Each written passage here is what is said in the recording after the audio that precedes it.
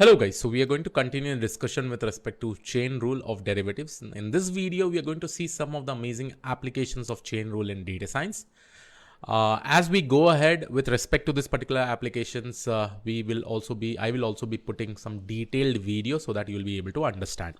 But here, I just want to note down some of the amazing applications specifically in machine learning, deep learning and all, right? So first of all, if I probably consider where chain rule is extensively used in a topic of deep learning, where we specifically do something called as back propagation in neural network. Okay. Now, why do we do this back propagation in neural network? You'll get to know this, but this is the core fundamental idea behind training deep learning models. And I'm not just talking about basic models, advanced models till transformers. Everywhere we specifically use back propagation. Now in this back propagation, we use chain rule for calculating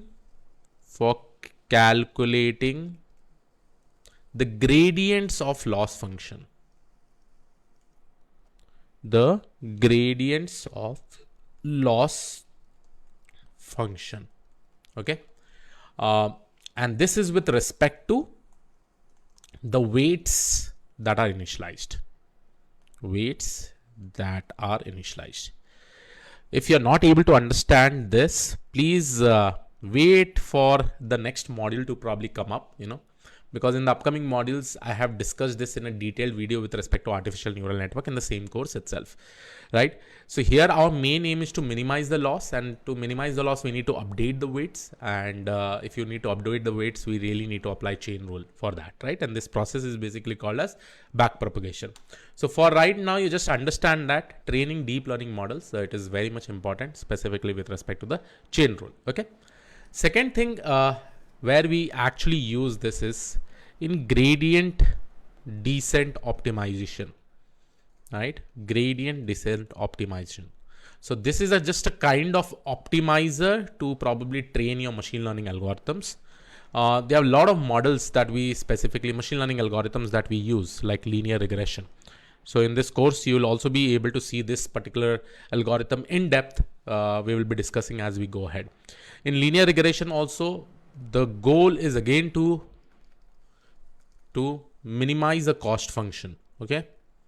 Minimize the cost function. And for minimizing this particular cost function, we definitely have to update slopes.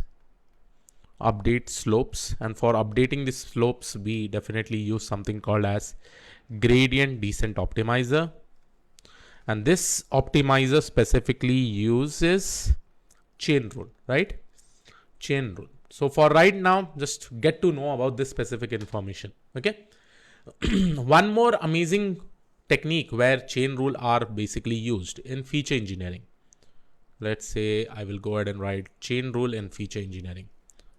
Which is an amazing task again.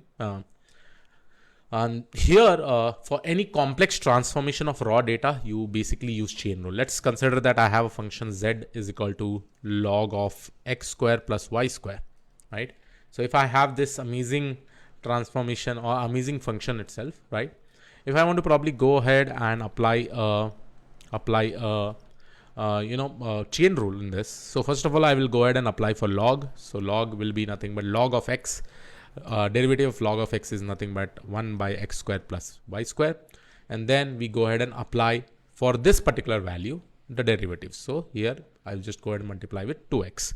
So finally, if you go ahead and see this derivative of z with respect to derivative of x, you are actually going to get this particular value, right? So this is how we basically apply a chain rule, right? Now, once we apply this particular chain rule, what exactly it is? This is again a transformation function itself, right? If I want to probably convert my data into some other form, I will be able to cover this, right? And this is basically very much important because it actually talks about how small changes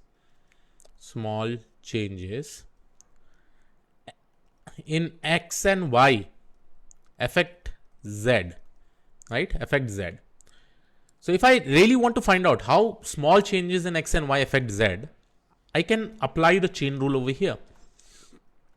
Now this chain rule that I have applied is with respect to X, right? Similarly, I can actually do it with respect to Y. Now with respect to Y, what I will do, I will consider this exactly as Y, the entire thing as Y.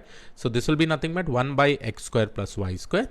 And since we are doing the derivative of this with respect to Y, it will just be 2Y. So here I will be getting 2Y. So here I can understand, even though I make a change with respect to X axis, what will be the change in the Z axis. And similarly, with respect to Y axis, if I make the change, what will be the change with respect to Y axis. So this is what is a chain rule in feature engineering. And this is basically based on a very complex transformation that we are seeing over here. Okay. And there are more multiple examples once you probably go ahead and learn much more deeper in regularization techniques. Okay. Regularization techniques, also chain rule is specifically used. Okay. If I talk about regularization techniques, I think if you know about data science a bit, something called as overfitting and underfitting. So here also chain rule is specifically applied. Again, my main aim is not to overwhelm you with much more of information, but as we go ahead with the next module, we will be seeing about all the machine, like not all, but at least one couple of machine learning algorithms we'll try to see. We'll see that how a neural network is basically trained, the theoretical intuition, what is back propagation, everything we'll get to know, and how chain rule is basically getting applied, right? Again, this is just a maths course where we are focusing more on linear algebra, stats, and differential calculation, how it is basically used in data science industries, specifically to solve various use cases. That is what is my aim to make you understand about, and that is what we are going to see in the upcoming videos with respect to different modules, where we are focusing on now what all things we basically learned over here, right, in all these three important modules of linear algebra, stats, and calculus, how it is getting applied in machine learning algorithms or deep learning algorithms itself, right? So yes, this was it from my side. I will see you all in the next video. Thank you.